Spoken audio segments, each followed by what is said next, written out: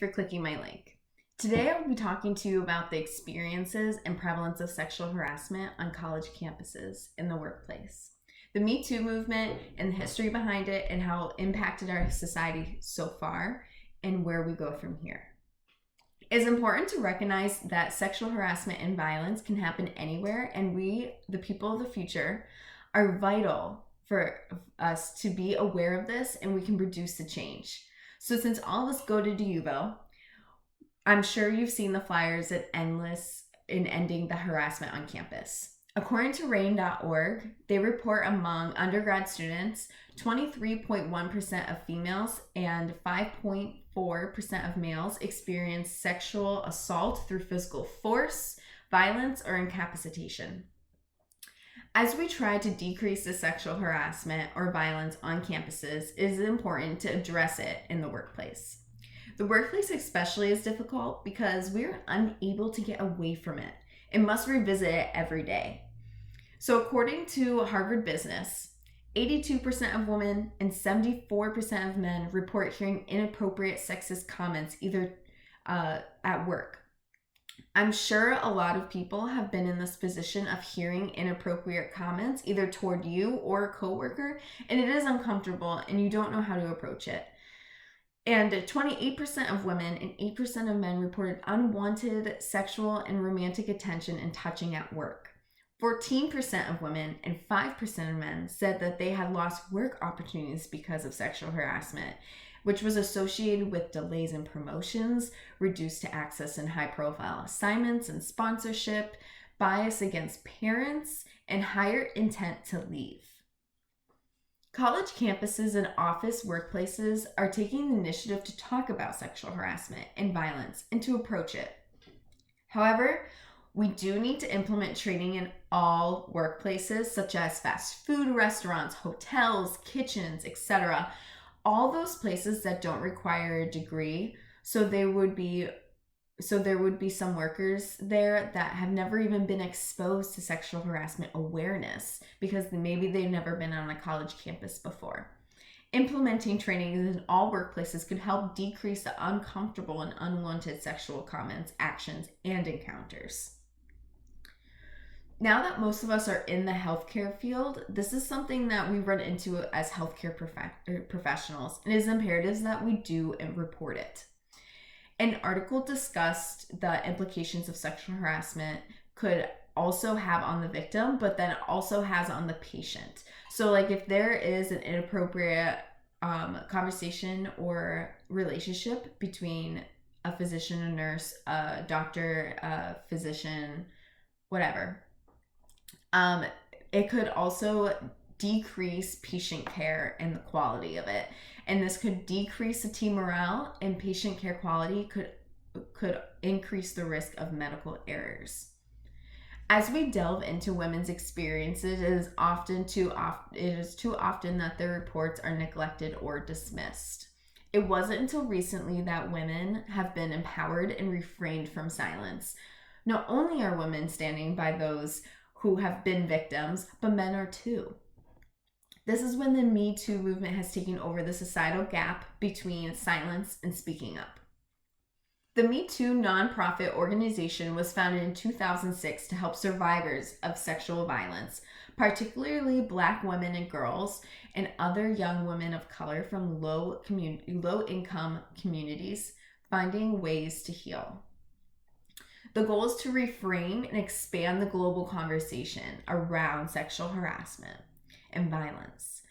What the organization does is connect survivors to resources. So they even have a safety exit right on the page when you go to their homepage, and throughout as you shift through the different web pages, the safety exit never goes away. What that safety exit does is it provides a safe environment for the person who is looking at the website. So they could, if someone walked in and they didn't want them to see it, they could quickly click the safety exit button, and it would put them immediately to a Google browser and take them completely out of that website. Not only is it providing outside resources for victims, but it's encouraging solutions and ideas to implement in the society in various environments. Although it had been around since 2006, it wasn't until recently that the Me Too hashtag took Twitter for a whirlwind. In October 2017, actress Alyssa Milano tweeted, "If you've been sexually harassed or assaulted, write Me Too in response." This blew up. The actress at the time didn't even already know that Me Too organization existed. So later she even brought light to the Me Too organization and apologized. But then this is really where the shift in paradigm of the society kind of took a toll. So because of the Me Too movement organization, Time's Up organization was founded in 2017. A group of women in Hollywood came together to develop this organization to promote a healthy work environment. They were using their access to networking opportunities to empower women everywhere. They were partnering with advocates in equality and safety to improve laws and corporate policies. So where do we begin with changing the attitudes of the workplace? So first, I'm sure we've all heard the fear of these movements and their possible false accusations. Soon, it was men who were the victims when the Me Too and the Time's Up had grabbed the spotlight on the news and social media. Dr. Roski is a researcher in understanding sexual harassment in the workplace and specializes in the effectiveness of the anti-sexual harassment trainings. So she speaks of her personal experience when her and her colleagues were told that they had to complete a sexual harassment training. It was company policy and everyone must attend and complete it every 3 years. As she sat at her desk and she heard the men and women in the office groan, "Why do I have to do this? I'm not a harasser. I'm not victimized." This is what inspired her to complete her own research in the effectiveness of sexual harassment training in the workplace. She found that 25% of her participants had a negative reaction to training. They used words such as feeling devalued, disrespected because they had to do this training. With this, they felt threatened, and in turn, they developed a coping mechanism, and it resulted in a backlash attitude toward the sexual harassment training itself. Then she describes people protecting their sense of self. She found that those who had attitude toward the sexual harassment training learned less about the company's procedures and policies. They were less able to identify sexual harassment in a scenario and less willing to report it. Dr. Roski found that people were more likely to engage in hostile comments and regarding sexual harassment after the training, either being rude or making comments and mocking regardless of whether they were a man or a woman. These are the exact behaviors that the training is supposed to prevent. But we found that it's actually doing the opposite. Then the question is, how do we decrease the phenomenon from happening? How do we decrease this opposite effect? So a solution from Dr. Roski recommends that reframing the idea of sexual harassment training by emphasizing one's ability to be an ally. Instead of placing people in either you are a harasser or you are a victim roles, you're emphasizing a neutral role. So then in that way, it will promote training in more positive light in a less threatening way. Overall, sexual harassment and violence are still an ongoing topic. It is our role as future practitioners to implement effective bystander practices in the workplace. We can do things like go to our supervisors, present this information to promote positive sexual harassment training.